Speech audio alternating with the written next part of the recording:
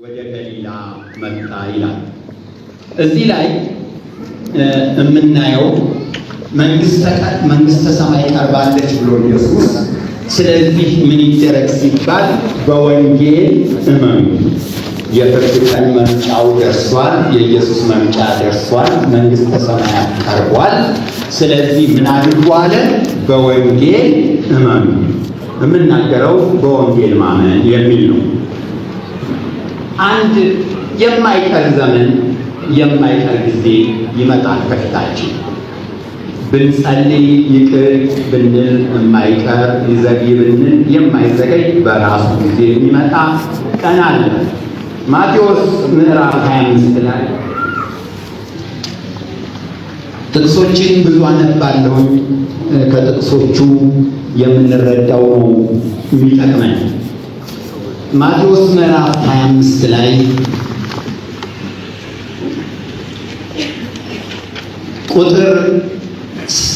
ቁጥር 31 የሚናገረውን እንየው።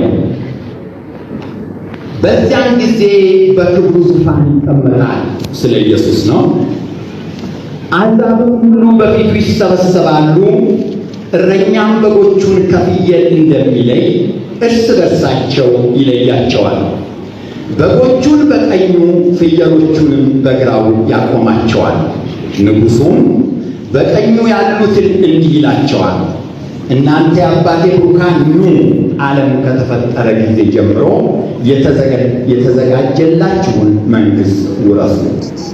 ቁጥር 41 ላይ በዚያን ጊዜ በግራው ያሉትን ደግሞ ይላቸዋል፣ እናንተ ርጉማን ለሰይጣንና ለመላእክት ወደ ተዘጋጀው ወደ ዘላለም እሳት ከኔ ሂዱ ይላቸዋል። እሺ፣ እዚህ ጋር የማይቀር ነገር አለ ያልኳችሁ ምንድን ነው?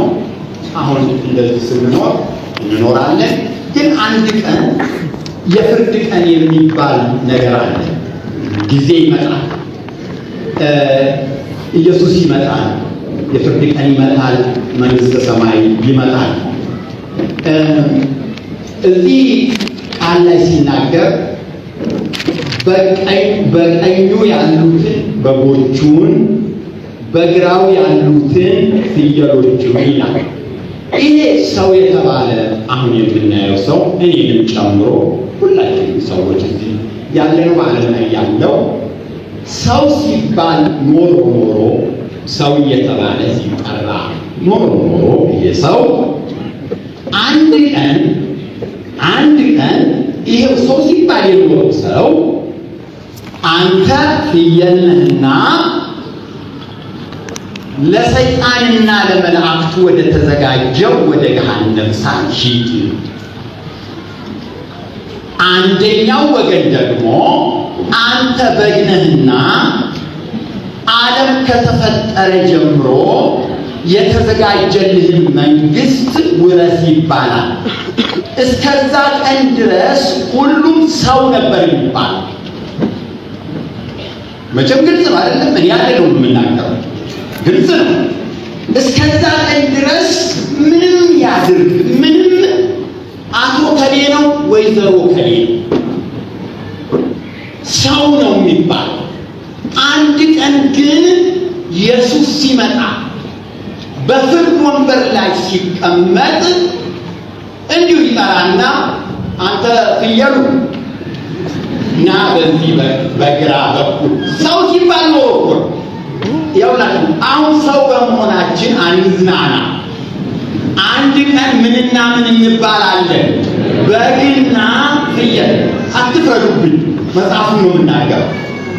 እና ኢየሱስ ዝም ብሎ ጠርቶ ፍየል ና በዚህ ያን እኮ የተከበረ ሰው እኮ ያንን በጣም የምናከብረው ወይ ሀብታም ወይ ኢንቨስተር ወይ ባለስልጣን ወይ ጠቅላይ ሚኒስትር ብቻ ምንም ይሁን ኢየሱስ ና አንተ ፍየል ለሰይጣንና ለመላእክቱ ወደ ተዘጋጀው ወደ ዘላለም እሳት ሂድ ይለዋል። ደግሞ ሌላውን ና አንተ በግ ና አንተ በግ ቀጠቁሶ በግና ፍየል ና አንተ በግ ዓለም ከተፈጠረ ጀምሮ የተዘጋጀልን የእግዚአብሔርን መንግስት ውረስ፣ ከኔ ጋር ራብ ብላ፣ ከኔ ጋር ኑር፣ ረሃብ፣ ሰይጣን፣ ኃጢአት በሌለበት ምድር ከኔ ጋር ኑር ይለዋል። እንዲህ የሚባል ቀን ይመጣል። ተመስገን። እሺ እንግዲህ ምን እናድርግ? ለምንድን ነው አንዱ ፍየል ተብሎ ለመላእክቱና ለሰይጣን ወደ ተዘጋጀው ፍየል የተባለው? ምን አድርጎ ነው? አንዱ በግ የተባለው እና ዓለም ከተፈጠረ ጀምሮ የእግዚአብሔርን መንግስት ውረስ የተባለው ምን ሰርቶ ነው ለሚለው መልሱ ወንጌል ነው።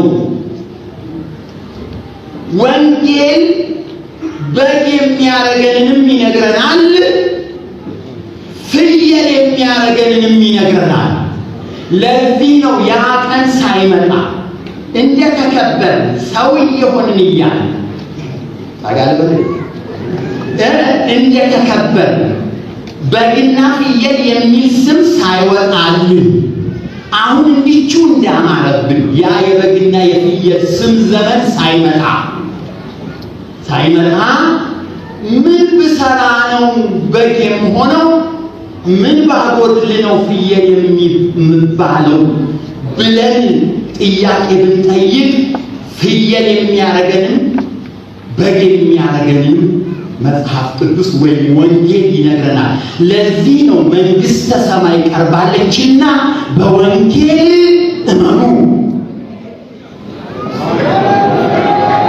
እንዴት ነው መንግስተ ሰማይ የምገባው? እንዴት ነው መንግስተ ሰማይ የምገባው ቢባል መልሱን የሚሰጠው ማን ነው? ወንጌል ነው። ወንጌል ምንን ያውቃል? የመንግስተ ሰማያትን አድራሻ ያውቃል። ምናል ወንጌል የሚያውቃል? የመንግስተ ሰማያትን አድራሻ ያውቃል ወይም ይነግራል። ያውላችሁ መንግስተ ሰማይ የማን ነው ብትሉኝ የኢየሱስ ነው። የመንግስተ ሰማያትን መንገድ የሚያሳየው ማን ነው ብትሉኝ ወንጌል ነው። ባለቤቱ ማን ነው? ኢየሱስ። መንገዱን የሚያሳየው ማን ነው? ወንጌል። እኔ ለምሳሌ በምድር ምሳሌዎች እየመሰልኩ ልንገራችሁ ማለት እንዲገባችሁ ብዬ ሰው እንዲድን ፍላጎት አለ። ሰውነት እንዲያውቅ ፍላጎት አለ። ለምሳሌ አንድ ሰው ትምህርት ሚኒስቴርን አሳየኝ ቢለኝ ትምህርት ሚኒስቴር በደንብ ስለማውቀው አቅጣጫውን እነግረዋለሁ።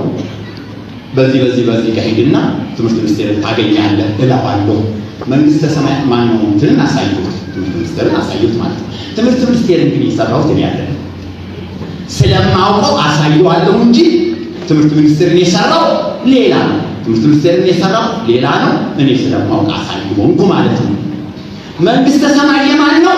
የኢየሱስ ነው። መንግስተ ሰማይን የሚያሳየው ማን ነው? ወንጌል ነው። ስለዚህ መንግስተ ሰማይ ቀርባለችና በወንጌል እመኑ። ተመስገን በሉ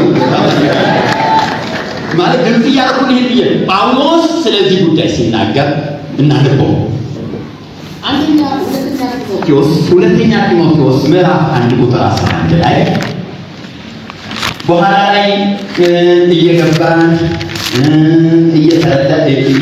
ትንሽ ገፋ እያደረግን ከእግዚአብሔር ቃል ስንሄድ እየገባችሁ ይመጣል። በአንድ ጊዜ ስላልገባችሁ ወንድሞች አትበሳጩ። ስጋ ጉቶ ቶሎ አይደርስም። ግዴታ ትንሽ አቡ ተመስገን። ሁለተኛ ጢሞቴዎስ ምዕራፍ 2 ቁጥር 11 ላይ ግልጽ ያለ ነገር ይናገራል። ቁጥር 11 ላይ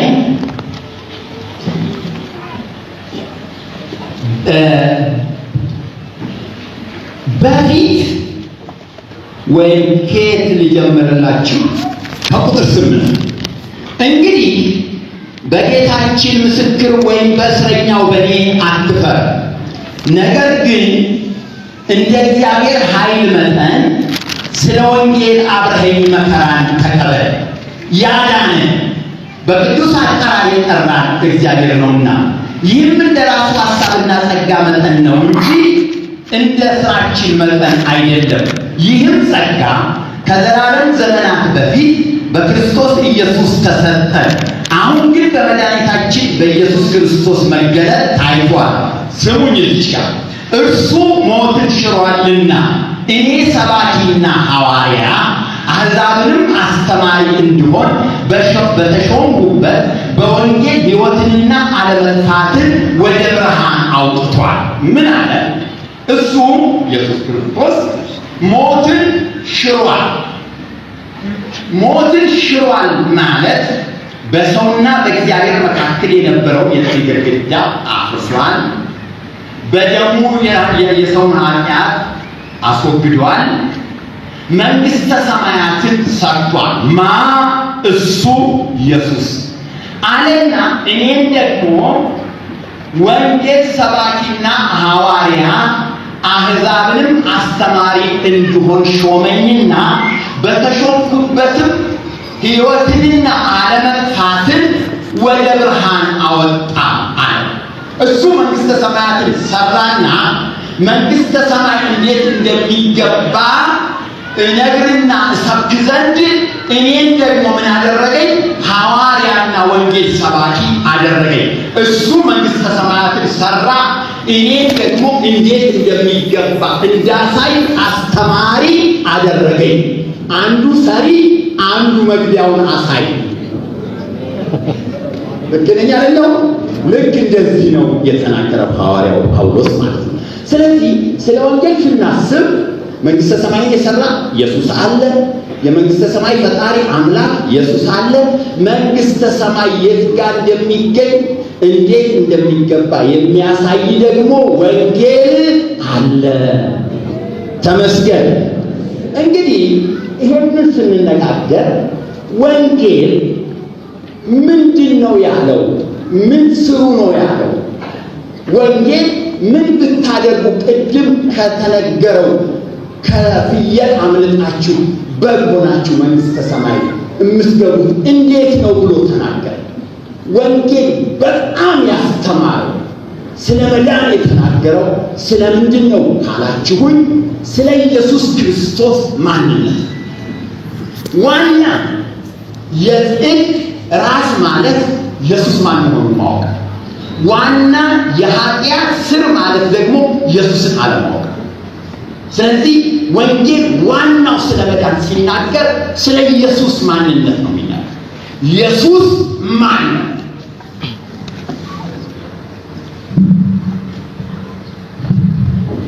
እየተከታተላችሁኝ እንደሆነ አይናችሁ ያስታውቃል። እግዚአብሔር ይባርካችሁ።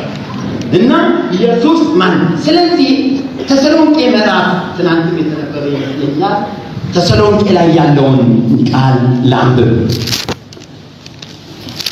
ተመስገን በሉ እስኪ።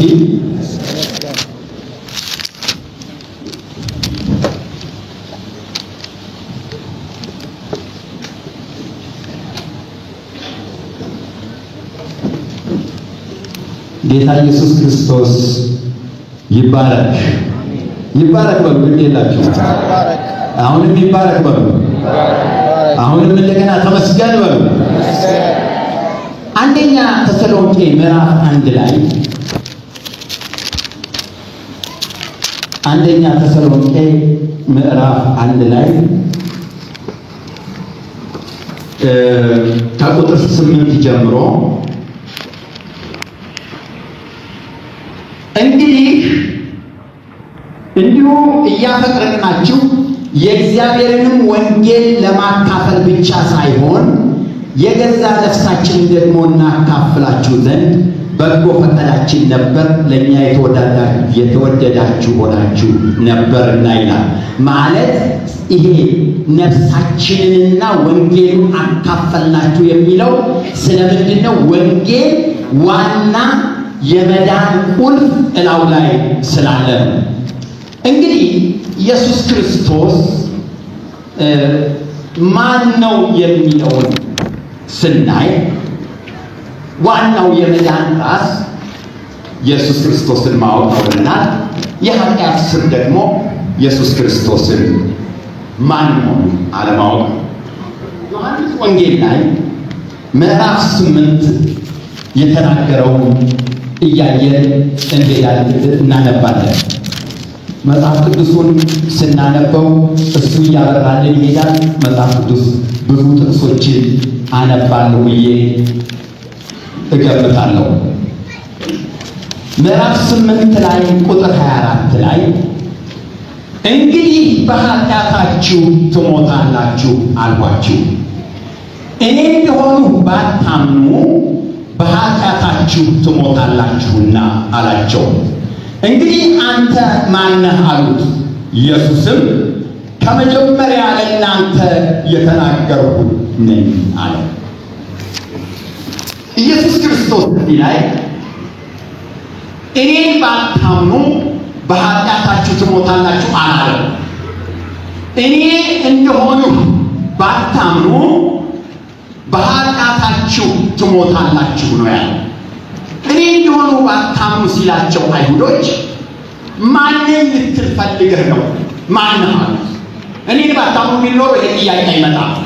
እኔ እንደሆኑ ባታምኑ በኃጢአታችሁ ትሞታላችሁ ሲላቸው ማነህ አንተ አሉት። ምን ማለት ነው? ኢየሱስ እኔ አንድ የሆንኩት ነገር አለ። ምን አልኩት? እኔ አንድ የሆንኩት ነገር አለ። አንድ የሆንኩት ማንነት አለ። ያን የሆንኩትን ማንነት ካላወቃችሁ ወይም እሱ ነው ብላችሁ ካላመናችሁ በኃጢአታችሁ ትሞታላችኋል። እንግዲህ አንተ ማነህ ልትል ነው አሉት። እሱ ምን አለ? ከመጀመሪያ ለእናንተ የተናገርኩት እሱ እኔ ነኝ። መቼ የተናገርኩት? ከመጀመሪያ ለእናንተ የተናገርኩት እሱ እኔ ነኝ አለ። እንግዲህ እግዚአብሔር ትናንትም ተነግሯል። በቁጥር ስንት ነው የሚለው አሁንም በጣም ሁል ጊዜ የሚነገር ጥቅስ ነው። ምንም ብትሉኝም እናገራለሁ። እስራኤሎች ስማ አይቀርም። በቃ ምን አገባኝ? ምንም ለምን መሰላል? እናንተ እንትኖቹ ነባሮቹ እወቁ። ይሄ በቃ ጀመሩ አትበሉ። ነባሮቹ እስራኤሎች ስማ ሲባል እንዲያውም ዶክትሪን ወይም የእስራኤሎች ስማ እንዲነገር የተባለው ጠዋትና ማታ እኮ ለእስራኤል ነው አይደለም። የእስራኤል ወይ ምንድን ነው ያለው? ስማ ነው። ስትበላም ስትበላም ስትጠጣም ስትሄድም ስትተኛም ተጫወተው። እስራኤሎች ስማ ብሎ ተጫወተው አለ። ስንት ጊዜ ተጫወት ነው? ከነጋ ስንት ነገር ተናግረናል። ግን ገና አሁን መነገሩ ምን ይሰለቸን? እሱ ግን እኮ ቁጭ ስትልም ተጫወተው፣ ስትነሳ ተጫወተው፣ ስትቆም ተጫወተው፣ ስትተኛ ተጫወተው ስለሚል ሰለቸን እንዳትሉ በጣም ባክሮ ልጠይቃችሁ።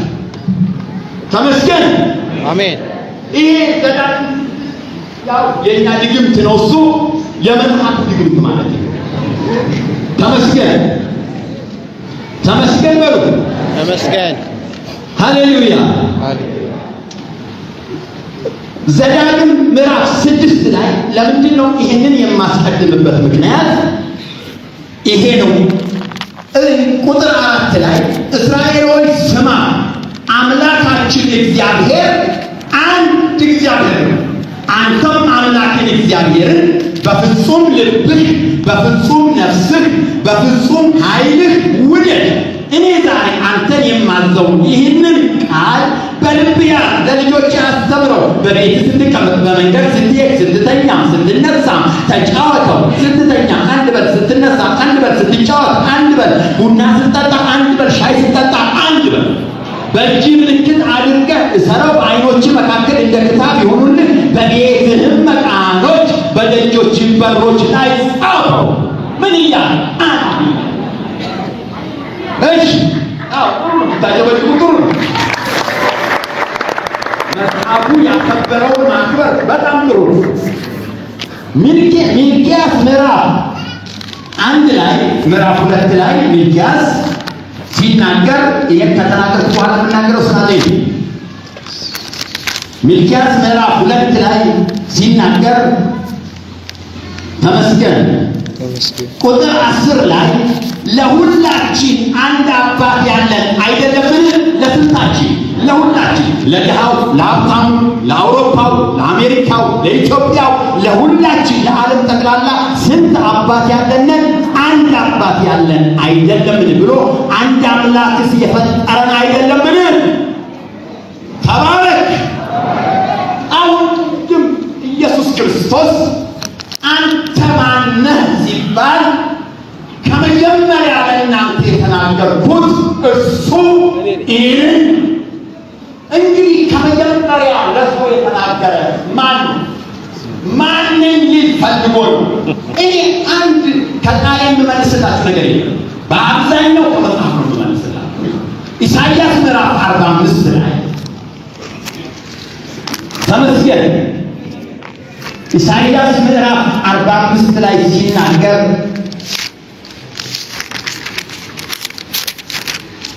እንዲህ ይላል።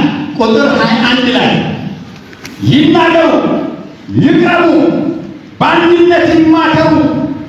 ከጥንቱ ይህን ያሳየ ከቀድሞውስ የተናገረ ማን ነው? ምን አሉ?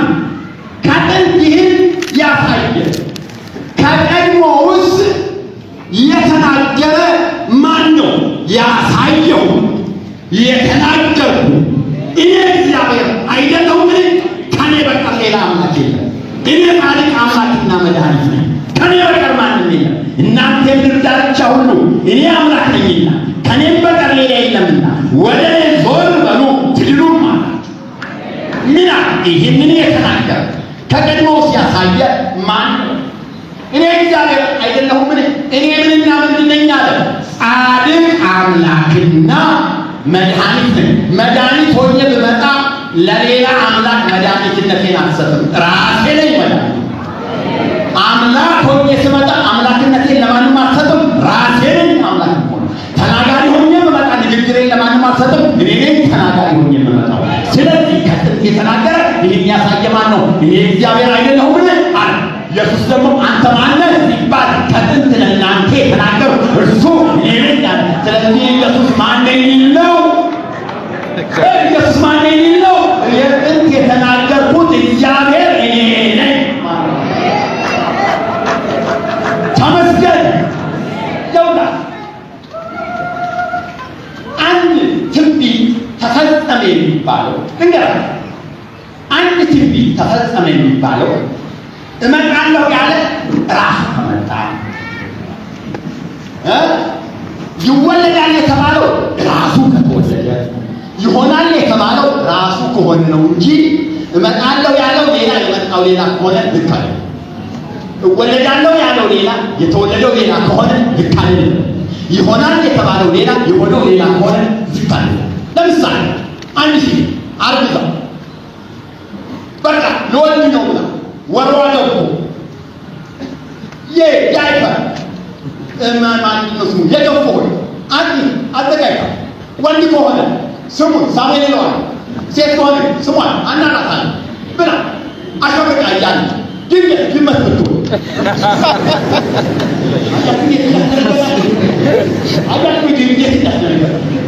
ድመት ምን ልትወስ ተወኪወይ እንዴ ሃይማኖት አለ ብላ ሳሙኤል ይለዋለሁ ብላ ድመት ሚያው ይወለዳል የተባለው ሰው የተወለደው ድመት እና ድመት ማሃና ልትል ነው። ልክ መጽሐፍ ቅዱስ እንደዚህ እግዚአብሔር ይወለዳል ያለው ነው የሚወለደው፣ ይመጣል ያለው ነው የሚመጣው፣ ይሆናል ያለው ነው። እግዚአብሔር ይወለዳል ያለው ሌላ የተወለደው ሌላ አያደርግም። እንደሱ ካደረገ ፉርሽ ነው። እግዚአብሔር ደግሞ አይፎርሽም። አሜን በል። እንግዲህ ይመጣል የተባለው ነው የሚመጣው መምጣትም ያለበት። ያለበለዚያማ የነቢያት ጩኸት ከንቱ ሆነ ማለት ነው።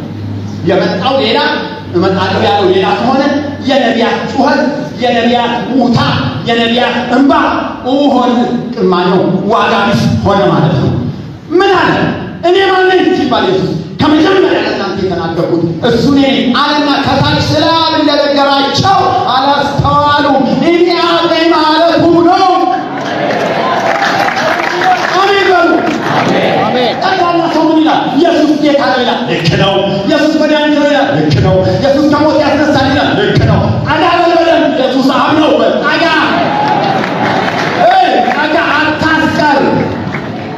ተመስገን። እንግዲህ ቅድም ያልኳችሁ ይወለዳል የተባለው ነው የሚወለደው። አሜን። ይመጣል የተባለው ነው የሚመጣው። ትንቢቱ ላይ ይመጣል የተባለው መምጣት ያለበት ማን ነው? ራሱ ነው። ይመጣል የተባለው ሌላ፣ የመጣው ሌላ መሆን አይችልም። ለምሳሌ ይመጣል ከተባለ ስለ ኢየሱስ ሲነገር ተመስገን። ኢሳይያስ እኮ ሲጮህ ምን አለ መሰላችሁ? ኢሳይያስ 64 ላይ ረምሱ ኢሳይያስ 64 ቁጥር 1 ላይ ሰማዮችን ቀደህ ምን ነው ብትወርድ ማ ኧረ ተናገሩ ባካችሁ ማ አንተ እንደው የነቢያት መንፈስ ቢወርድብን ምን አለ?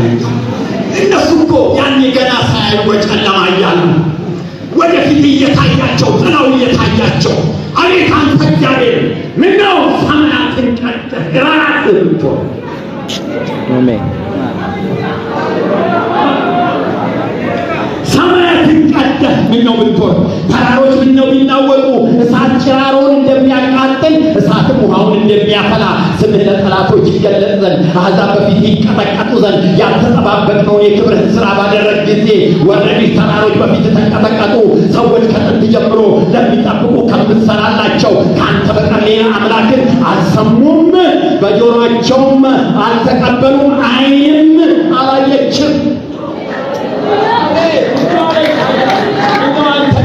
ሰማያትን ቀደህ ራስህ ብትወርድ ሰማያትን ቀደህ ራስህ ብትወርድ ገና ሳይወርድ እግዚአብሔር ገና በሥጋ ሳይገለጥ ሰማያትን ቀደህ ምነው ብትወርድ ደመናትን ጥሰህ ምነው ብትወርድ እሳት ጭራሮውን እንደሚያፈላ እሳት ውሃውን እንደሚያፈላ እሳት ጭራሮውን እንደሚያቃጥል ስምህ ለጠላት ቢገለጥ አጋንንት ሲጫወትብን ሰይጣን ሲጫወትብን ኃጢአት ሲጫወትብን ምነው መጥተህ ስምህን ነግረኸን በስምህ ጭንቅላቱን ቀጥቅጠን ምነው ከኃጢአት ነፃ ብንወጣ ምነው አንተ እግዚአብሔር ራስህ ሰማያትን ቀደህ ምነው ብትወርድ ስሙ ሰይጣን የተፈጠረው በአዲስ ኪዳን ነው ነው ወይ ነው ወይ ነው በአዲስ ኪዳን ብቻ ነው የተፈጠረው? ከጥንት ጀምሮ የነበረ ነው። እሱ ግን የትኛው ዘመንና የትኛው ነቢይ ላይ ነው ሰይጣን ሲጮህ ያያችሁ? አብርሃም ሰይጣን አላስጮኸ? ያን የመሰለ ነቢይ ሙሴ አንድን ሰይጣን አላስወጣ? ዳዊት አንድ ሰይጣን አላስወጣ? የእግዚአብሔር ሰዎች ስላልሆኑ ነው እንዴ? የሚያስወጡበት ስም ስላልተገለጠ ያን ጊዜ የሚያስወጡበት ስም በዛን ጊዜ ስላልተገለጠ ኢሳይያስ ምን ነው ሰማያትን ቀደህ ወርደህ እሳት ጭራሮውን እንደሚያቃጥል እሳት ውሃውን እንደሚያፈላ ስሜን በአጋንንት ላይ አርተን ይህን ሰይጣን አንቀጥቅጠን ወደ ሲኦል ብንጥለው ምን አለበት? ሰማያትን ቀደህ ምነው ብትወርድ ምነው ስምህ ለጠላት ይገለጥ? እንዲህ ያስጮኸ ነገር ነበር የኢየሱስ ግን የእግዚአብሔር መገለጥ እንዲህ ያስጮኸ ነገር ነበረ። ምነው ሰማያትን ቀደህ ብትወርድ ስምህ ለጠላት ቢገለጥ? እግዚአብሔር ይህንን ሰማ። ተመስገን። ይህን ሰማና እንግዲህ ግልጽ ነው። እንግዲህ ወንጌል ነው ይህንን የሚናገረው። ተመስገን እንዲህ ይላል። ይህንን ሰማና በከንቱ ተሸጣችሁ ነበር፣ ያለ ገንዘብ ትቤዣላችሁ። ጌታ እግዚአብሔር እንዲህ ይላል፣ ወገኔ በዚያ እንግዳ ሆኖ ይቀመጥ ዘንድ አስቀድሞ ወደ ግብፅ ወረደ። አሦር ያለ ምክንያት በደለው፣ ወገኔ በከንቱ ተወስዷልና አሁን ከዚህ ምን አለኝ ይላል እግዚአብሔር። የሚበጇችሁ ይጮኻሉ ይላል እግዚአብሔር። ስሜ ሁልጊዜ ቀኑን ሁሉ ይሰደባል። ስለዚህ ወገኔ ስሜን ያውቃል። ስለዚህ የምናገር እኔ እንደሆን በዛን ቀን ያውቃሉ። እነሆ እኔ ነኝ።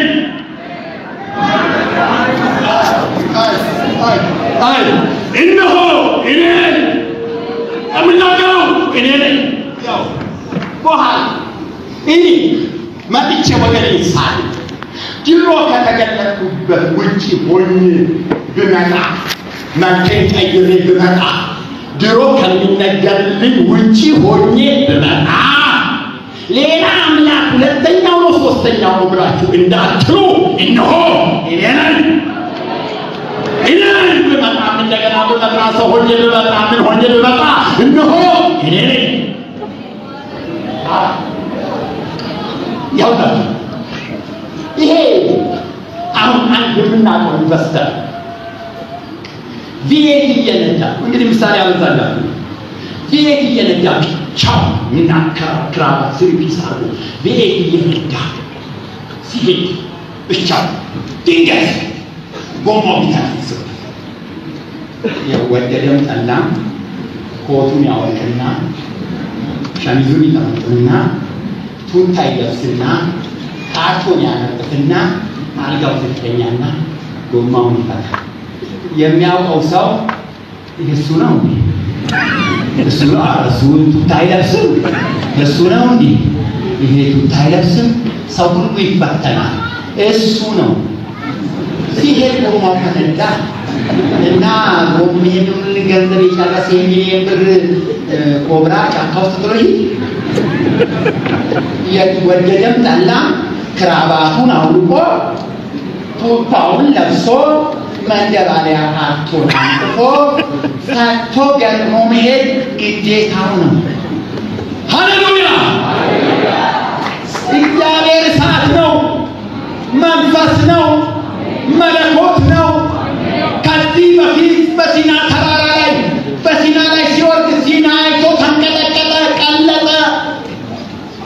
ዮርዳኖስ እሱን ሲያሸሸ ኤርትራ ባህር ተከፈለ። ከብት እንኳን ወደ ተራራው እንዳይገባ የሚያስፈራ ነው ነገሩ፣ ታላቅ ነው፣ ድንበር ይደረግለት አለ። ማንም አይቀርበው ሆነ። እግዚአብሔር ሙሴ ራሱ 40 ቀን እጠብቃለሁ እያለ ተደፍቶ ቀና ማለት አቃተው። ስለዚህ እንደዛ የሆነ አምላክ ያ የባለ ኮብራ ቱት ማነው ጎማው ሲፈነዳበት ቱታ እንደለበሰ እግዚአብሔር በእጁ ላይ ያለ ሰው ተበላሸበት፣ ተናፈሰበት።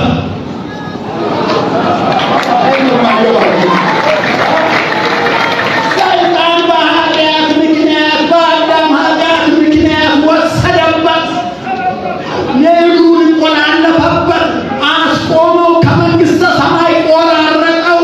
ስለዚህ እግዚአብሔር እሳትነቱን ተወና፣ ክብሩን ተወና፣ ማስፈራቱን ተወና፣ የማዳኑን ቱታ ለበሰና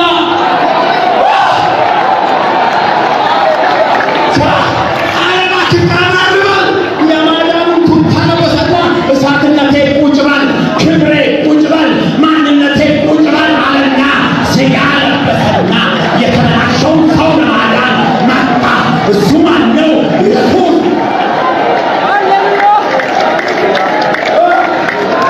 ቃሉን ሥጋ አደረገና የማዳን ቱታውን ለበሰና ወገኔ በከንቱ ተሸጧልና እኔ ከክብሬ ጋር ምን አለኝ? ስለዚህ እወርዳለሁ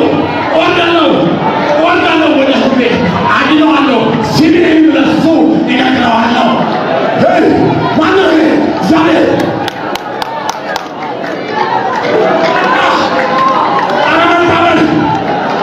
ሁለተኛ አምላክ አልመጣም፣ ሶስተኛ አምላክ አልመጣም። እግዚአብሔር ነው ልብሱን ቀይሮ የመጣው።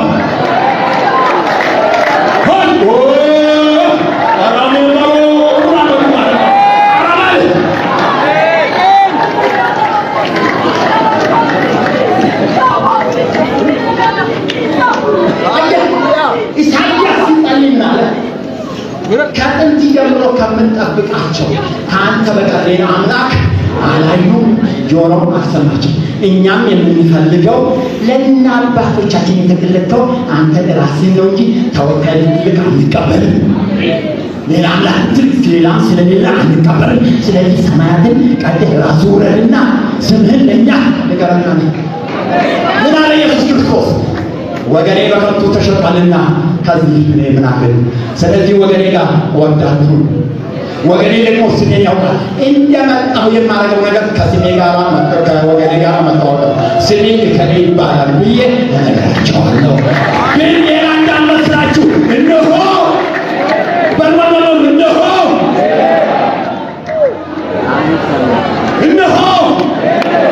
ያለ ቢሸበመጣ እነሆ ብጸልይ እነሆ እንደ ሰው ብሆን እነሆ በመስቀል ላይ ብሰቀል እነሆ እኔ ነኝ። ለአድንህ ነው የተሰቀልኩት፣ ለአድንህ ነው ክብሬን የተውኩት፣ ለአድንህ ነው ሳልሆን የተውኩት፣ ለአድንህ ነው ለአንተ ብሎ ክብር ሲተው ሌላ አምላክ ነው ብለህ አታዋርደው። ለአንተ ብሎ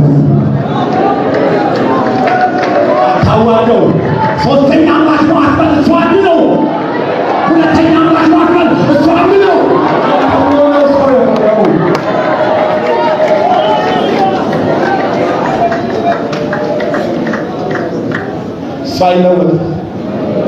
ሳይለወጥ እኛ ብሎ ነው ሰው። ተመስገን አትሉ? ተመስገን አትሉ? ተመስገን። ስለዚህ ኢየሱስ እኔ እንደሆኑ ባታምኑ ማለቱ ምን ማለቱ ነው?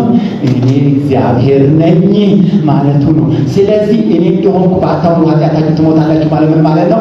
እኔ እግዚአብሔር የጥንቱ መሆኔን ካላወቃችሁ ጌታ ነው ብትሉ፣ እንደፈለጋችሁ ብትዘምሩልኝ፣ እንደፈለጋችሁ ብታረጉ አትድኑ። ያቺን ፖይንት ልኳት እኔ ምን መሆኔን እግዚአብሔር መሆኔን እሷ ጋር ድረሱ። ያን ጊዜ ምን ትሆናላችሁ? ከኔ በቀር ሌላ የሚያድን የለም። እኔ ጻድቅ አምላክና መድኃኒት ነኝ። በዚህ በኩል ስታዩ አምላክ፣ በዚህ ለበት ስታረጉ መድኃኒትነትን ለሌላ ሰጥቼ ክብሬን ለሌላ ማዕረጌን ለተቀረጸ ምስል አልሰጥም። በመድኃኒትም ላይ ይኸው ቁጭ፣ በአምላክነትም ላይ ይኸው ቁጭ፣ መጥቼ በመሞትም ላይ ይኸው ቁጭ፣ በማዳንም ላይ ይኸው ቁጭ። አንድ ስፔስ የለም ለሌላ፣ አንድ ስፔስ።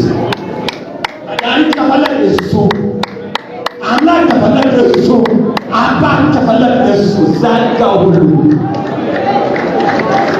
የሚናገር እሱ ዘጋው። ሌላ አምላክ አለ ብዬ ምን ወንበር ላይ እናስቀምጧለን? ፓርላማውን ጠቅላላ እሱ ይዞ እስቲ ተመስገን በሉ። አሁንም እንደገና ተመስገን በሉ። አሁንም እንደገና ተመስገን። ምታውቁትስ ኢሳይያስ ላይ የምናውቀው ጥቅስ ኢሳይያስ ምዕራፍ 9 ላይ ተመስገን እንዲህ ይላል፣ ሕፃን ተወልዶልናልና፣ አሜን፣ ወንድ ልጅም ተሰጥቶናልና፣ አለቅነቱም በጫንቃው ላይ ይሆናል፣ ስሙም ድንቅ መካር፣ ኃያል አምላክ፣ የዘላለም አባት፣ የሰላም አለቃ ተብሎ ይጠራል። ሕፃን ልጅ ይሄ ማን ነው? ከየት መጣ እንዳትሉ፣ የዘላለም አባት፣ ኃያል አምላክ፣ የዘላለም አባት ነው። በስጋ የተገኘ አባት ይገለጣል ተብሎ ሌላ አይገለጥም። ቅድም እንዳልኳችሁ የሚወለዳል የተባለው ሌላ፣ የተወለደው ሌላ አይሆንም። አባት ይገለጣል ከተባለ የሚገለጠው ማን ነው? አባት። አምላክ ይገለጣል ከተባለ የሚገለጠው ማን ነው? አምላክ። ስለዚህ ኢየሱስ እኔ ማን ነኝ አለ? እኔ አምላክ፣ አባት፣ መድኃኒት ነኝ። እሱን ካወቃችሁ ከኃጢአት ነፃ ትሆናላችኋል። ይህንን ኬት ነው የሰማነው? ከወንጌል ነው። መንግሥተ ሰማይ ቀርባለችና በወንጌል መንግሥተ ሰማይ ለመግባት ወንድሞች ከአባት አይጠየቅም፣ ከጎረቤት አይጠየቅም፣ ከሰፈር አይጠየቅም፣ ከጓደኛ አይጠየቅም፣ ከራስም ሀሳብ አይጠየቅም። መንግሥተ ሰማይ ለመግባት የሚጠየቀው ወንጌል ነው። ወንጌል ደግሞ መንግሥተ ሰማይ እንዴት እንደምንገባ ይነግረናል። ሰው መንግሥተ ሰማይ ለመግባት ዋና ከሚያስገባው ነገር ወይም ጽድቅ ነው ከሚባለው ነገር ኢየሱስ ክርስቶስ አንዱ አምላክ ነው ብሎ ማመን፣ ይሄ ጽድቅ ነው። ወንጌል የመሰከረለት እውነት ነው። ተመስገን በሉ። አሁንም እንደገና ተመስገን። አሜን። እስቲ ጌታ ኢየሱስ ይባረክ በሉ። አሁንም እንደገና ይባረክ በሉ። አሁንም እንደገና ይባረክ። ተባረክ ጌታ ኢየሱስ። መጽሐፍ ቅዱስ ላይ አንደኛ ጴጥሮስ ላይ የሚገርመኝ ነገር አለ። ሃሌሉያ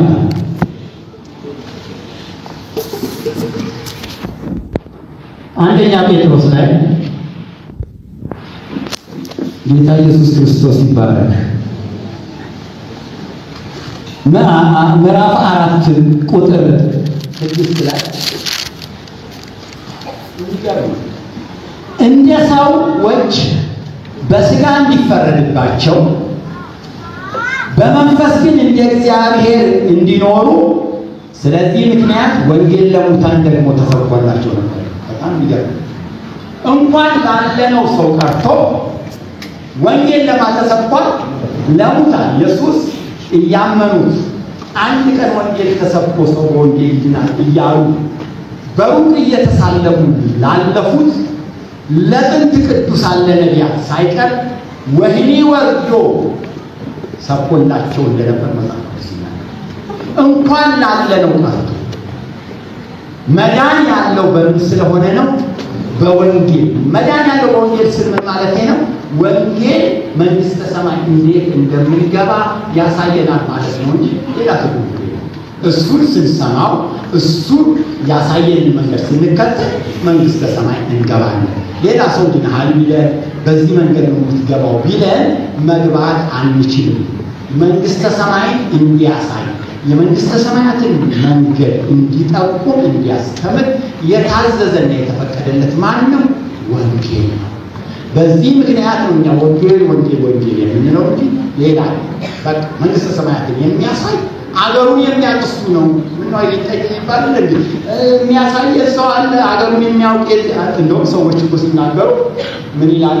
እዚህ ሰፈር ነህ ይላሉ። አንድ ቤት ለመጠየቅ እዚህ ሰፈር ነኝ ሲል የከሌን ቤት ታውቀዋለህ ይባላል። በቃ መንግሥተ ሰማይ ሰፈር ያለው ሰፈርተኛው ማን ነው? ወንጌል ነው ስለሱ የሚያውቀው። ስለዚህ ሌላ ሰው መጠየቅ አያስፈልግም። ሌላ ነገር መጠየቅ አያስፈልግም። ስለ መንግሥተ ሰማይ የሚያውቀው ቤተኛው ማን ነው? ወንጌል። ወንጌል ላይ ምን ባደርግ ነው መንግሥተ ሰማይ የሚገባው ብለን ስንጠይቅ ዋናው ነገራችን ምንድን ነው? ኢየሱስ ክርስቶስ አንዱ እግዚአብሔር መሆኑን ስናውቅ አንዱ የጽድቅ መንገድ ነው። ተመስገን። ጌታ ኢየሱስ ክርስቶስ ይባላል። ጌታ ኢየሱስን እናመሰግነዋለን። አንደኛ ተሰሎንቄ ላይ ማነው? ሁለተኛ ተሰሎንቄ እግዚአብሔርን የማያውቁት የሚለው ሁለተኛ ተሰሎንቄ ላይ ያለው 1:8 ላይ ያለው ሁለተኛ ተሰሎንቄ ምዕራፍ 1 ቁጥር 8 ላይ እንዲህ ይላል። በዚያን ጊዜ ጌታ ኢየሱስ ክርስቶስ በአፉ መንፈስ የሚያጠፋው ሲመጣም በመገለጹ የሚሽረው አመፀኛ ይገለጻል። ምዕራፍ 1 ቁጥር 8 ኦኬ። እግዚአብሔርን የማያውቁትን ለጌታችንም ለኢየሱስ ክርስቶስ ወንጌል የማይታዘዙትን ይበቀላል። በዚያን ቀን በቅዱሳኑ ሊከብር ምስክርነታችንን አምናችኋልና በሚያምኑት ሁሉ ዘንድ ሊገረም ሲመጣ ከጌታ ፊት ከኃይሉ ክብር ርቀው በዘላለም ጥፋት ይቀጣል። ተመስገን። እግዚአብሔርን የማያውቁትንና ለጌታ ለኢየሱስ ክርስቶስ ወንጌል የማይታዘዙትን ይበቀላል። እግዚአብሔርን የማያውቁትን ማለት ኢየሱስ ክርስቶስ እግዚአብሔር መሆኑን የማያውቁት ለጌታ ለኢየሱስ ክርስቶስ ወንጌል የማይታዘዙ ማለት መንግሥተ ሰማይ እንዴት እንደምንገባ ወንጌል ሲያሳየን እሱ ያሳየንን መንገድ መከተልና ማመን ያዘዘንን መፈጸም መዳን ይሆንልናል። ለምን? ወንጌሉን የሚቃወሙትን ይበቀላል፣ አርጉ ያላቸውን የማያደርግ። ስለዚህ ወንጌል ምን አለ? ኢየሱስ ክርስቶስ አምላክ፣ ኢየሱስ ክርስቶስ አንድ እግዚአብሔር፣ ኢየሱስ ክርስቶስ ብቻውን ያለ የሙሴ አምላክ የአብርሃም አምላክ ቅድም እንደነበረ የዘላለም አባት የሰላም አለቃ። ቀጥሎ ሌላው ምንድን ነው ተብሎ ሲነገር እዚህ መጽሐፍ ላይ አንደኛ ጴጥሮስ ላይ ቶሎ ቶሎ እያልኩኝ ተናግሬ ለመጨረስ እሞክራለሁ። ቁጥር 22 ላይ ምዕራፍ 1 ቁጥር 22 ለእውነት እየታዘዛችሁ ግብዝነት ለሌለበት ለወንድማማች መዋደድ ነፍሳችሁን አጽንታችሁ እርስ በርሳችሁ ከልባችሁ አጥብቃችሁ ተዋደዱ።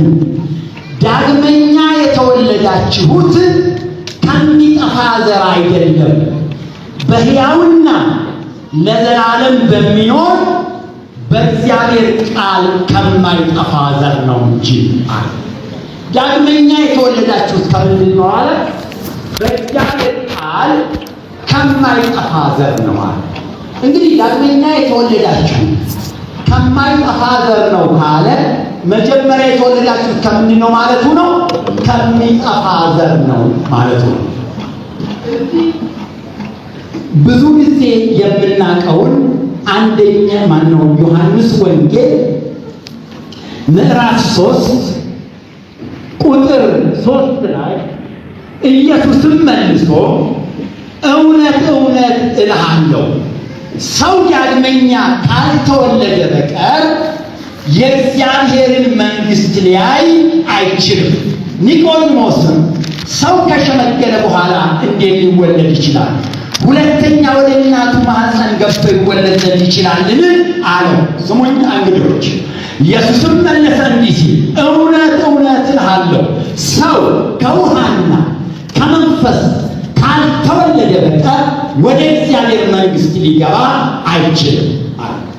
ቅድም ዳግመኛ የተወለዳችሁት ከሚጠፋ ዘር አይደለም ከማይጠፋ ዘር ነው አለና በፊት የተወለድንበትን ትውልድ አወላለድ የምን ዘር ነው አለው?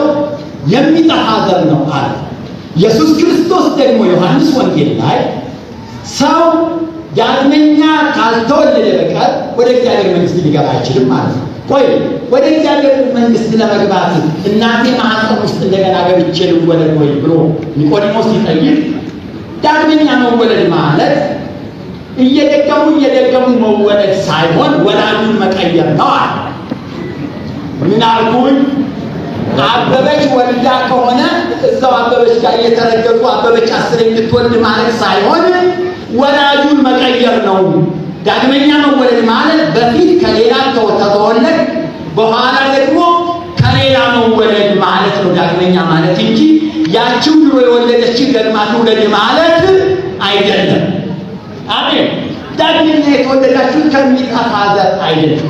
ይኸውላችሁ ወንጌሉ የሚናገረው በግልጽ ነው። ቅድምም አንድ ነገር እየተናገርኩ ነበር። ኢየሱስ ክርስቶስ ሰው ለማዳን ክብሩን እሳትነቱን እንደ ድሮ በሚያስፈራ ግርማ መገለጡን ትቶ በሥጋ ተገልጦ መጣ። ለምን? ማንን ለማዳን? የጠፋውን ሰው ለማዳን ብያችሁ ነበር። አሁን እዚህ ጋር እግዚአብሔር መጀመሪያ ሰውን ሲፈጥር ከምድር አፈር አለችው አይደለም? እፍም አለበትና ሰው ሕያው ነፍስ ያለው ሆነ ተብሎ ተጻፈ። እስቲ አሁን ተመልከቱ። ወደ 7.ምናምን ቢሊዮን ሕዝብ ደርሷል። እግዚአብሔር ጠዋት እየጠፈጠፈ እፍ እያለ እየጠፈጠፈ እፍ እያለ ነው 7 ሚሊዮን ያደረሳቸው አይደለም። መጀመሪያ አንዱን ፈጠረና እሱን ያንን ፍጥረት ራሱን የሚተካ ዘር ውስጡ አደረገ። ራሱን የሚተካ ሰው ራሱን የሚተካ ዘር ውስጡ አደረገና እያገባ እየወለድ ብዛ ተባዛ ምድርን ሙላት አለ። መጀመሪያ አንድ ፈጠረ። ውስጡ ምን አስቀምጦ? ዘር አስቀምጦ። አሜን በሉ።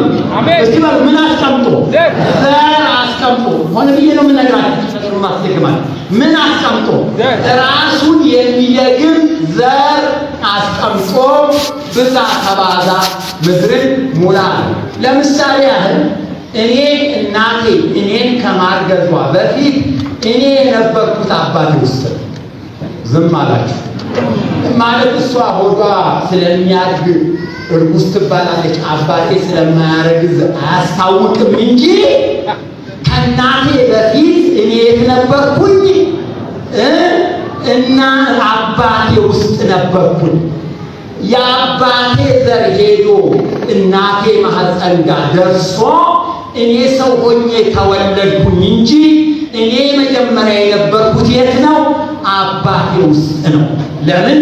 እግዚአብሔር ሰውን ሲሰራ በውስጡ ምን አድርጎ ነው የሰራው? ዘር አስቀምጦ ነው የሰራው። እያንዳንዱ አሁን በአዳም ኃጢአት ምክንያት እንዴት ሞትን ሲባል አዳም የሰራው ኃጢአት በዘሩ ምክንያት አሜን፣ በዘሩ ምክንያት ወደ ምን ደረሰ?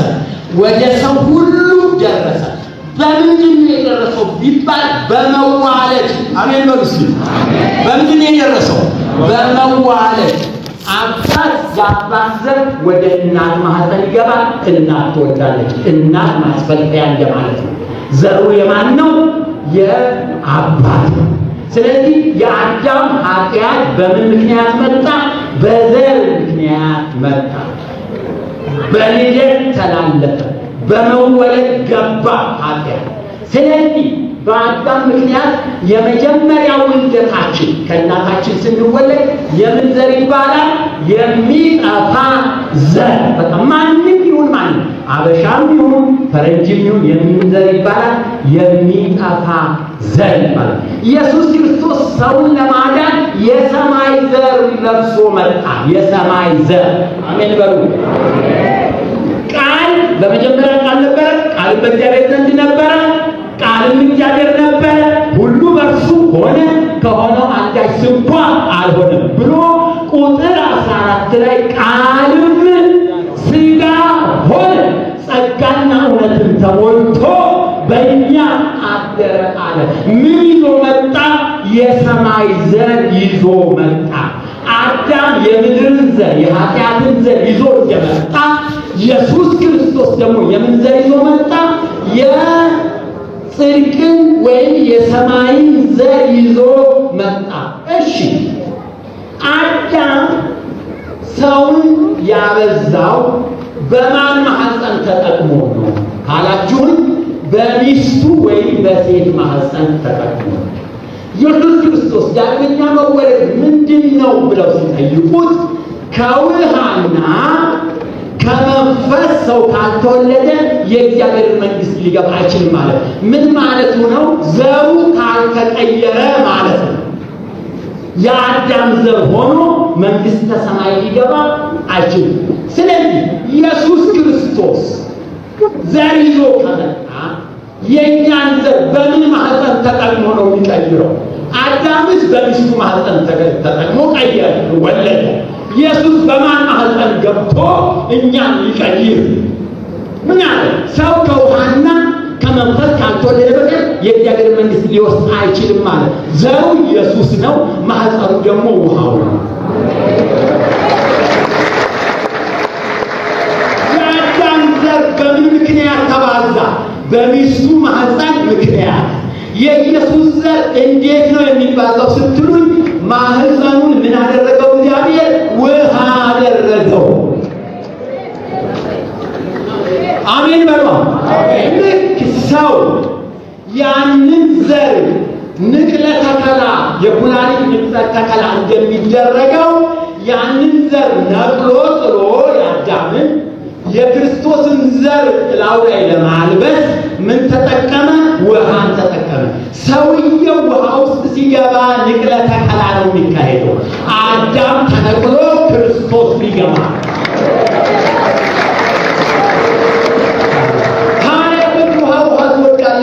እኛ ውሃ ምን ከእናንተ በላይ የሚወደው ነገር የለም። ንቅለ ተከላ እዛ ውስጥ አለ። እኛ አይደለንም ያልነው ከውሃና ከመንፈስ ካልተወለደ በቀር ወደ እግዚአብሔር መንግሥት ሊገባ አይችልም አለ መጽሐፉ። ምን አለ? እናንተ ሐዋርያቶቹ እነዛ ፈሪሳውያን ምን አሉ? እናንተ ሰዎች በዚህ ስም እንዳትናገሩ አልነገርናችሁምን? ኢየሩሳሌምን በትምህርታችሁ ሞልታችኋታል አለ። የዛን የሰውዬ ደም በእኛ ላይ ልታመጡብን ታስባላችኋል። ስሙን ስንጠሩ ምኑን ትጎትታላችሁ? ደሙን ትጎትታላችኋል። ሰውዬው ውሃ ውስጥ ቄሱን ይዞ ገብቶ የኢየሱስን ስም ሲጠራ የሚጎትተው ማንን መሰላችሁ? ደሙን ነው የሚጎትተው ውሃ ውስጥ።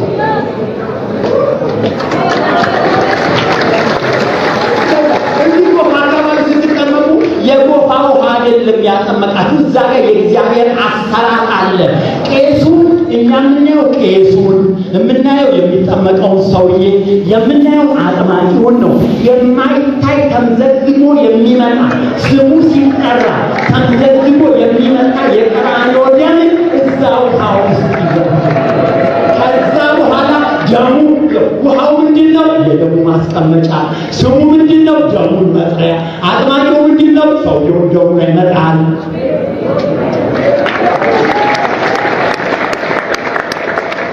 አንተ ልክ ሰውየውን ውሃ ውስጥ አስገብቶ ቄሱ የኢየሱስ ስም ሲጠራ ደሙ ከላይ ይመጣና የሰውየውን ኃጢአት የአዳም የውስጥ ኃጢአት ውሃ ውስጥ ይቀብርና ሰውየው ክርስቶስን አልብሶት ይነሳል። ዳግመኛ ተወለደ። አዳም ተቀበረ፣ ክርስቶስ ተለበሰ። ስለዚህ ወንጌል ምን አለ? መንግሥተ ሰማይ ለመግባት ተፈለጋችሁ ሰው ከውሃ ከመንፈስ ካልተወለደ በቀር ወደ እግዚአብሔር መንግሥት ሊገባ አይችልም ማለት። ይሄን ማን ነው ያለው? ወንጌል። አሜን በሉ። ስለዚህ መንግሥተ ሰማይ ቀርባለችና በወንጌል ማንም ሰው ነገር አትመን። ጥምቀት አይልም ቢል ማንም ሰው በጭራሽ አትመን። እውነት አትመን። መጽሐፍ ሌላ ስም ደሙ የሚጎትተው ደግሞ የኢየሱስ ስም ብቻ ነው። ሌላ ስም አይጎትተው። ልክ ነኝ ካሉ ማለት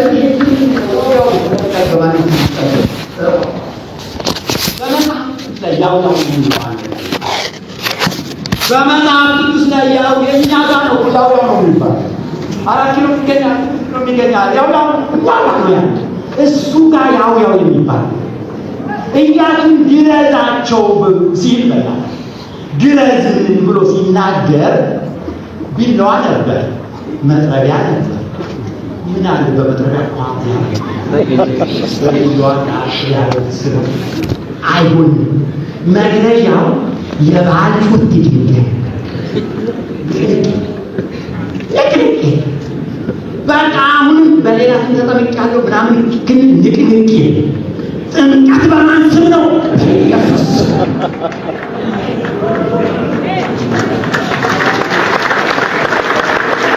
ተባረክ በለው። ስለዚህ ዳግመኛ መወለድ ማለት ምን ማለት ነው? ከውሃና ከመንፈስ አንድ አምላክ አለ። እሱ እግዚአብሔር ነው፣ ስሙ ኢየሱስ። በስጋው ወልድ ነው፣ በመለኮትነቱ አብ ነው። ስሙ ኢየሱስ ነው። ቁጥሩ አንድ ነው።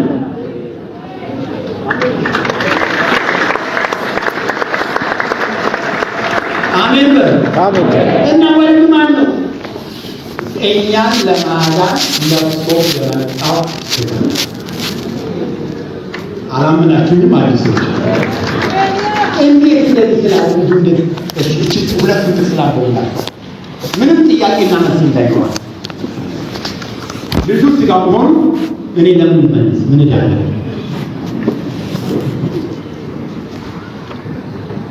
ተመስገን በሏ። ሮሜ ምዕራፍ 5 ላይ ቁጥር 10 ላይ በደንብ ስሙ። ሮሜ ምዕራፍ 5 ቁጥር 10 ላይ ጠላቶች ሳለን፣ አሜን በሉ። ጠላቶች ሳለን ከእግዚአብሔር ጋር በልጁ ሞት ከታረቅን፣ በማሞት ተናገሩ ባካችሁ፣ በማሞት በልጁ ሞት ከታረቅን፣ ይልቁንም ከታረቅን በኋላ በሕይወቱ እንድናለን። በልጁ ሞት ከማን ጋር ከታረቅን? ከእግዚአብሔር ጋር ከታረቅን። ቆላስይስ ላይ ተመስገን ተመስገን በሉ። አሁን ተመስገን ቆላስይስ ላይ ተመስገን እንዲህ አለ። ቆላስይስ ምዕራፍ 1 ቁጥር 22 እናንተ ነውርና ነቀፋ የሌላችሁና ቅዱሳን አድርጎ በእርሱ ፊት ያቀርባችሁ ዘንድ በፊት የተለያችሁትን ክፉ ስራችሁን በማድረግ በሐሳባችሁ ጠላቶች የነበራችሁትን አሁን በሥጋው ሰውነት በሞቱ በኩል አስታረቃችሁ። ሮሜ ይላል በልጁ ሞት ከእግዚአብሔር ጋር ተጣረቅን አለና ልጁ ማለት ወልዶ የላከው አንድ ሌላ ሰው እንዳልሆነ ሲናገር በሥጋው ሰውነት በሞቱ በኩል አስታረቃችሁ አለ። ልጁ ማለት ለብሶት የመጣው ሥጋ ነው። ስለዚህ እግዚአብሔር ምንድን ነው ያደረገው ብትሉ በአዳም የረከሰውንና የተዋረደውን የሰውን ማንነት ለመቀየር የእግዚአብሔርን ሥጋ አብ የተገለጠበትን ሥጋ ለሰው ለማልበስና የአዳምን ሥጋ ለመግፈፍ ምን ተጠቀመ? ውሃን ተጠቀመ። ሰው ውሃ ውስጥ ሲገባ አዳም ይወገድና እግዚአብሔር ለብሶት የመጣው የክርስቶስ ሥጋ በእግዚአብሔር አሰራር ሰውየው ይደርባል። አዳም ተሽሮ ክርስቶስ ይለበሳል። ይሄ ምን ይባላል? ሰው ከውሃና ከመንፈስ ተወለደ ይባላል። ይሄ ምንድን ነው? ጽድቅ ነው። ይሄንን የነገረን ማን ነው? ወንጌል ነው። መንግሥተ ሰማይ ቀርባለችና በወንጌል ተባረክ። የመጨረሻ ጊዜ ሐዋርያው ጳውሎስ የሰበከው ስብከት ቤተ ክርስቲያን በመጀመሪያ በተመሰረተችበት በመጀመሪያው ቀን የተሰበከውን ስብከት አሳያቸዋል። ጴጥሮስ የሰበከው ስብከት ጴጥሮስ ሐዋርያት ሥራ ምዕራፍ 2 ቁጥር 37 እንግዲህ ይህን እናንተ የሰቀላችሁትን ኢየሱስ እግዚአብሔር ጌታም ክርስቶስም እንዳደረገው የእስራኤል ወገን ሁሉ በእርግጥ ይወቅ። ይህን በሰሙ ጊዜ ልባቸው ተነካ። ጴጥሮስንና ሌሎች ሐዋርያትን ወንድሞች ሆይ ምን እናድርግ አሏቸው። ጴጥሮስም ንስሐ ግቡ፣ ኃጢአታችሁ ይሰረይ ዘንድ እያንዳንዳችሁ በኢየሱስ ክርስቶስ ስም ተጠመቁ፣ የመንፈስ ቅዱስንም ስጦታ ትቀበላላችሁ፣ የተስፋው ቃል ለእናንተና ለልጆቻችሁ ጌታ አምላካችንም ወደ እርሱ ለሚጠራቸው በሩቅ ላሉ ሁሉ ነውና አላቸው። በብዙ ሌላ ቃል መሰከረና ከዚህ ጠማማ ትውልድ ዳኑ ብሎ መከራቸው። ቃሉንም የተቀበሉ ተጠመቁ። በዚያን ቀን 3000 የሚያህል ነፍስ ተጨመሩ። በሐዋርያትም ትምህርትና በኅብረት እንጀራውን በመቁረስ በየጸሎቱ ይተጉ። ወንድሞች በመጽሐፍ ቅዱስ ላይ በልጅነት የተጠመቃል የምንል ካላችሁ መልስ እንናገር።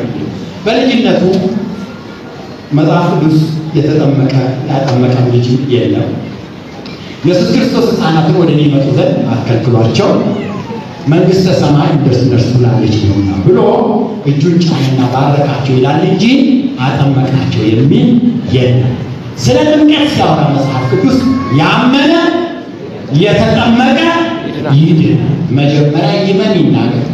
እኔ አሁን ለምሳሌ እዚህ የምሰብከው እኮ ትልልቆች ናችሁ ብዬ ነው እንጂ 40 ቀንና የ80 ቀን ብትሆን ኖሮን ያሰብ ምን ብዬ ነው አሁን ጥምቀት እንደዚህ ነው እግዚአብሔር አንድ ነው ብዬ ለ40 ቀንና ለ80 ልጅ ቢል አብጃለሁ ቀውሻለሁ እናንተ ትልቅ ሰዎች ናችሁ ብዬ ነው የምናገረው እንጂ እኔ የ40 ቀን ሕፃን ልጅ እዚህ ጋር ደርድሬ በል አንቺ ያው ክርስቶስ ናቸው ገና ሰው ትልቅ ሰው ናችሁ ትረዳላችሁ።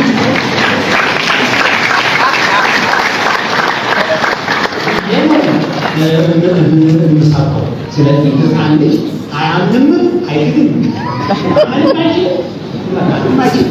እግዚአብሔር የኃጢአተኝነት ስሜት ተሰምቶት ራሱን ንስሐ እስከሚገባና ክፉና ደጉን እስኪለይ ድረስ ያስቀምጠዋል።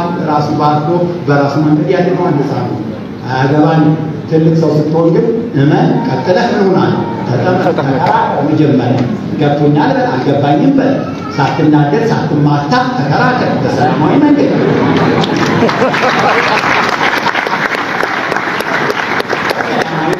ተከራከር። በጣም ከተናደድ ትንሽ ተፍጨርጨር ነው ይችላል። ያለፈው እንደዛ ሊሆን ይችላል። ግን እንደዚህ ሳያምኑ ሕፃንን ማጥመቅ ልብስ እንደማጠብ ተሆነሳ ልብስ አሁን ሳይገባ ምን እንደሱ እንዳይሆን የሚጠመቀው ሰው ያምንና ልብስ ሲጠመቅ ይሆናል። ስለዚህ መጽሐፉ በሕፃንነቴ የሚለው ነገር እንተው ምን ስለሚል ያመነ የተጠመቀ ይድናል። ጥምቀት በኢየሱስ ክርስቶስ ስም ነው። በሌላ ስም የተጠመቀም ያጠመቀም በመጽሐፍ ቅዱስ ላይ አንድም ሰው የለም። ቤተ ክርስቲያን የተመሰረተችው በበዓለ ሀምሳ ነው። በበዓለ ሀምሳ ቀን ጴጥሮስ ሲሰብክ 3000 ሰው ተጠመቀ። ያን ቀን ቤተ ክርስቲያን ተጀመረች። እስከ ዛሬ ድረስ በኢየሱስ ስም ነው ጥምቀት የመጽሐፉ ነው ብላችሁ እየተማራችን ያለ እየተማራችን ምን አገባኝ?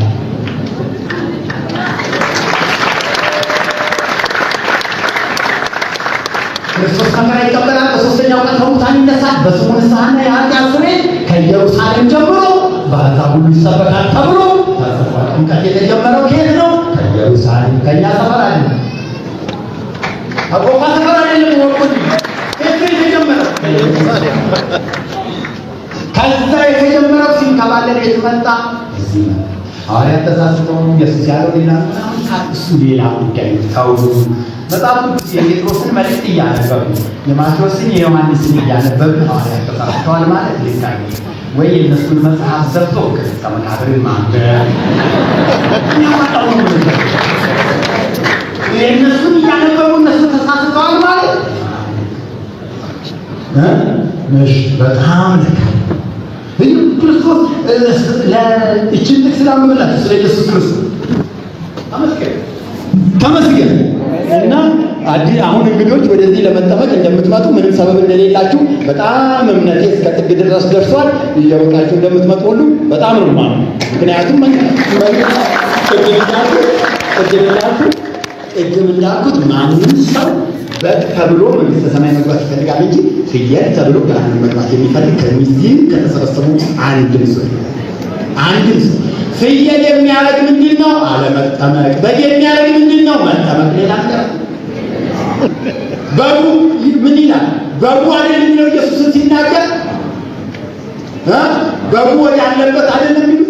እንደገና ደግሞ የዓለምን ኃጢአት የሚያስወግድ የእግዚአብሔር በግ አይደለም የሚለው ኢየሱስን።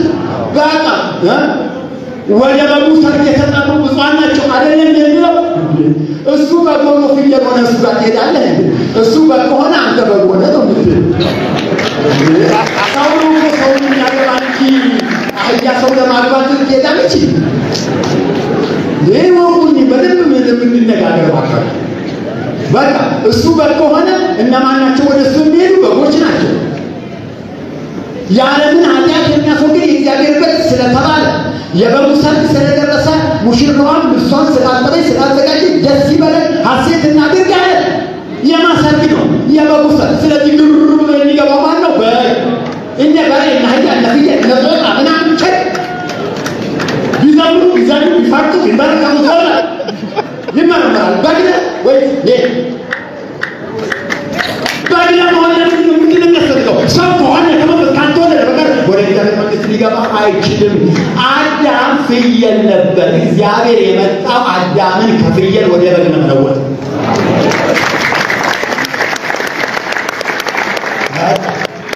ስለዚህ ፍየል ሆነን ቀላል ነው።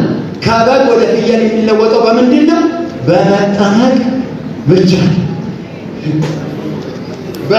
ከፍየል ወደ በግ የሚለወጥ ዳግም ልደት እና ኢየሱስ ክርስቶስ አንድ አምላክ ነው።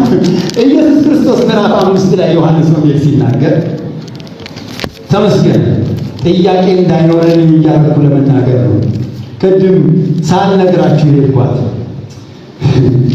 ኢየሱስ ክርስቶስ አንድ አምላክ ነው። እሱ ምን አለ? በኢየሱስ ክርስቶስ ስም በዚህ በአንድ አምላክ ስም ተጠምቆ ሰው ከፍየል ወደ በግነት ይሄዳል ማለት ነው። ይሄን የነገረን ማለት ነው። ይሄን ሁሉ የምናገረውን የነገረን ማለት ነው። ነገሩ ወንጌል ነው። ስለዚህ መንግሥተ ሰማያት ቀርባለችና በወንጌል እመኑ። ወንጌል ምንድን ነው? መንግሥተ ሰማያትን የሚያሳይ ነው። ኢየሱስ ክርስቶስ ምዕራፍ 5 ላይ ሲናገር ቁጥር 39 እናንተ በመጽሐፍ የዘላለም ሕይወት እንዳላችሁ ይመስላችኋልና እነርሱን ትመረምራላችሁ፣ እነርሱ ስለ እኔ የሚመሰክሩ የሚያስቸግሩ ናቸው።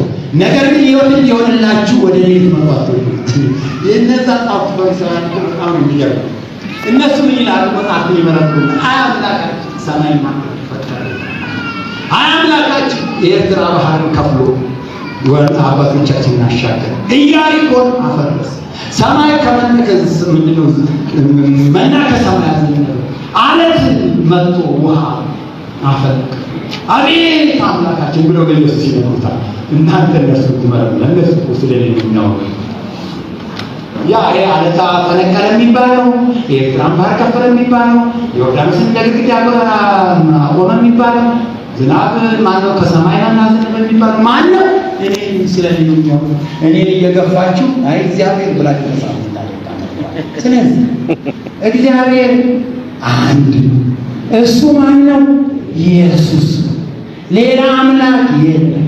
ሰው የሆነው ቅድም እንደነገርኳችሁ ሰዎችን ከኃጢአት ወደ ጽድቅ ከፍየል ወደ በግነት ለመቀየር። በዚህ የተነሳ ኢየሱስ አይናቅም ሰው ስለሆነ። እሱ ደግሞ ምን አለ? ያንን ለውጥ የማመጣው ውሃ ውስጥ ሰውየው ገብቶ ሲጠመቅ የኔን ሥጋ ይለብስና የአዳምን ሥጋ ይገፋል አለ። ጥያቄው መልሱ ይሄ ነው። እግዚአብሔር ይባርካችሁ።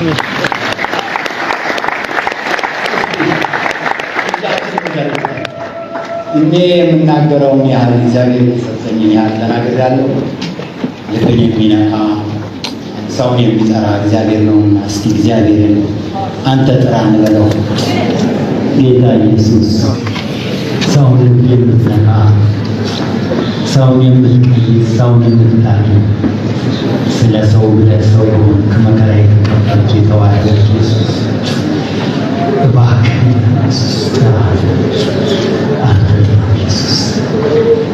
አንተ ጥራ። የቀራንዮ የሚያሳዝን ጌታ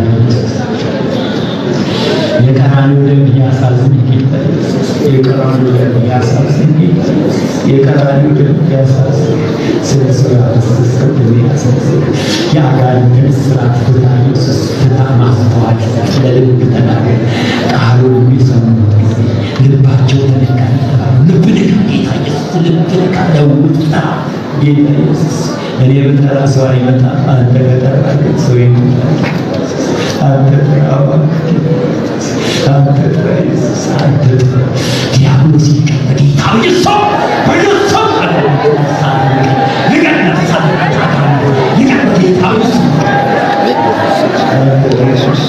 አንተ ጥራ ኢየሱስ አንተ ጥራ አንተ ጥራ አንተ ጥራ ኢየሱስ።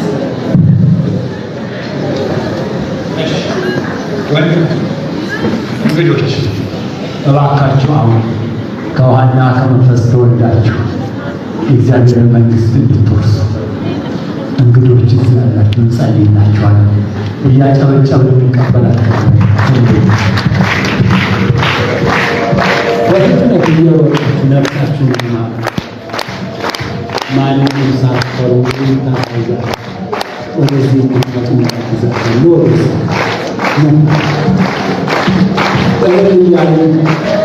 ሌሎቻችሁ አትንቀሳቀሱ እባካችሁ ወደዚህ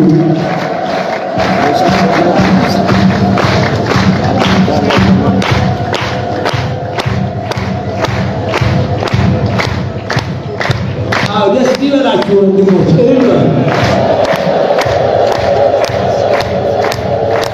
ከውጭም ከፎቅም ከዚህ መሀል ከዳሩ ኑ። ዛሬ መቼም አንድም ሰው ሳይጠመቅ ከዚህ ቤት አደራ አደራ፣ አንድም ሰው ሳይጠመቅ ከዚህ ቤት እንዳይ። ሰው ከውሃና ከመንፈስ ካልተወለደ በቀር ወደ እግዚአብሔር መንግሥት ሊገባ አይችልም ስላለ እባካችሁ በእግዚአብሔር ፍቅር እለምናችኋለሁ፣ አንድም ሰው ዛሬ ሳይጠመቅ ይገባል። ፎቅ ላይ ያላችሁ እዛ ጎናችሁ ያላችሁን አቃቀዳቂሶች ተነሱ፣ አዲሶች ነው ቦታው ከነበረ ወደዚህ መለንደር አሁን ደሱ አስተናጋጆች ወንድነስ ወደ ዙና ተደረገ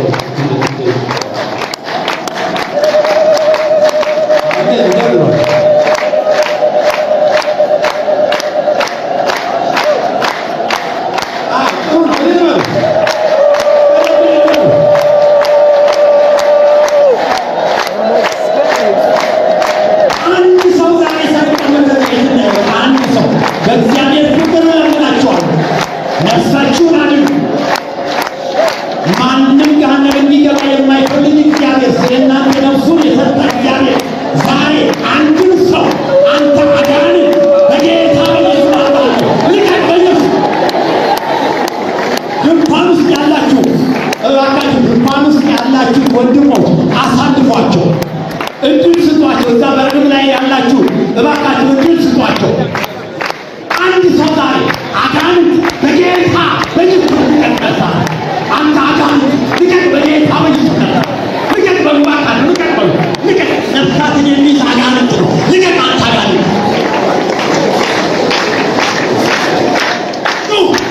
አንድ ሰው አይቀርም ዛሬ ሲኦል ባዶውን ይቅር ዛሬ ሲኦል ባዶውን ይቅር ዛሬ የአጋንንት አንድ ነፍስ አይቀርለትም ዛሬ አንድ ነፍስ በጌታ በኢየሱስ ስም እንደው እባካችሁ ለአጋንንት ዛሬ አንድ ነፍስ አይቀርለትም። አንድ ነፍስ ሲኦል ባዶውን የእግዚአብሔር ቤተ መንግሥት ይሙላ በነፍሳት ይሙላ በነፍሳት መንግሥተ ሰማይ ይሙላ ነፍስ ይደሰታል።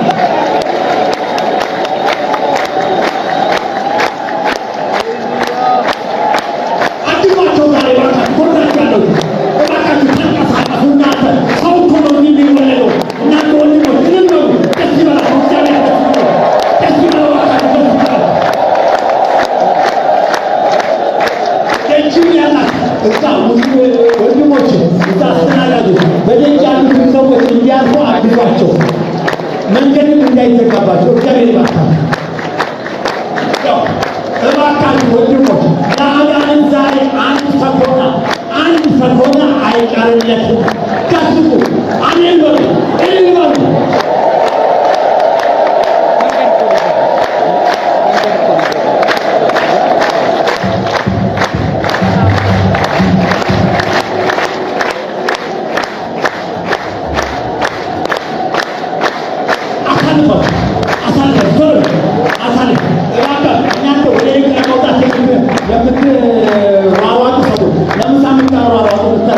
እባካችሁ እግዚአብሔር እንደው አደብ ይስጣችሁ፣ እረፉና ተቀመጡ። እዚህ ሰው እየተወለደ ሰማይ እየተከፈተ መላእክት እየዘመሩ ነው። ነፍሳት ያገኛሉ። ሰማይ እልል እያለ ነው።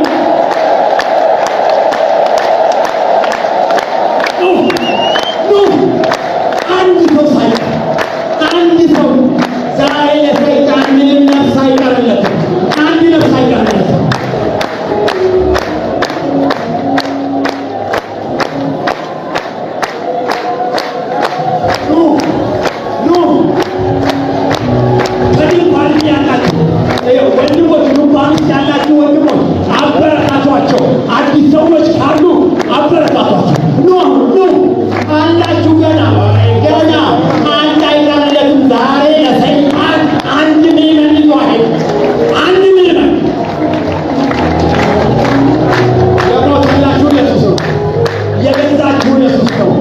ራሱ